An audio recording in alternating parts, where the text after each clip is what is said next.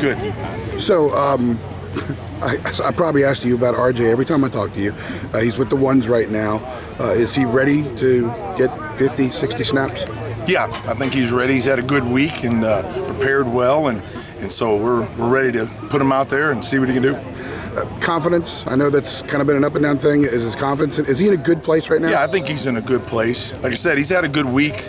He's had a couple good weeks, so he's starting to show the maturity and to be able to handle making the calls and recognizing situations. And, he's got a couple guys around him that can help him too, so that'll be helpful also. When you look back at the Georgia game, Coach Fedor said Monday that Caleb played pretty well. He did. And he said Lucas, I think, played. Lucas played really well, yeah. But the rest of the guys were kind of average. How would you assess the play? Caleb and Lucas played really well. Tommy, for his first start, I thought did a good job.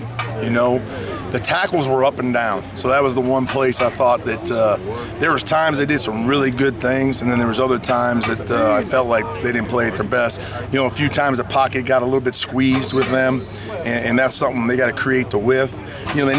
He never had the situation where you were just cutting guys loose or just getting whipped, but that slow death we call it at tackle, they just got to be a little firmer in there. So, I'd probably say Spain played a little better than John Heck, and so expect those guys to bounce back this week. The offense had 40 passes, 16 runs with the running backs. Coach said you don't go into a game where you have like a predetermined amount of plays, but how do you, do a better job of maybe keeping that in balance a little bit more? Yeah, well, you definitely don't want that. I think when you look at the game, as I've looked at it about 10 times, two things that happened to us. We had two 2-minute drives. The second half, the last 2-minute drive was 13 plays. Before that, we had 21 snaps in the whole second half before that drive. And those 21 snaps, we had 12 runs. So the issue there was we didn't have the ball enough through our own fault or through the other team being on the field too long. So that was an issue. The first half, we finally got into a rhythm there towards the end of the first quarter and second quarter when, okay, this is how they're going to defend us, and we had some answers. We hit some good runs here and there. And in our offense, the one thing that's always held true, good, bad, or indifferent, a lot of our stuff are RPOs, so it's a run-pass option. So a lot of times it may be a run called, but it's also a pass called, and it's whatever they're giving us. Now, our problem is if you don't execute that throw when it's a throw decision, then that's not good, obviously. So, we talked about it at halftime to get the ball more to Hood and Logan, and that was definitely something we wanted to do.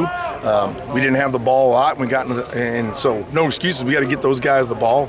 But when you had 21 snaps in the second half for the 2-minute drive, that just wasn't enough. How much is that too about rhythm? The fact that, for instance, not connecting on a deep ball, things that let you move the chains and go snap quickly. You guys have been around here. Our offense has been built on being able to run the ball and hit some shots. And we had some opportunities Saturday that were really layups, and we didn't connect on any of them.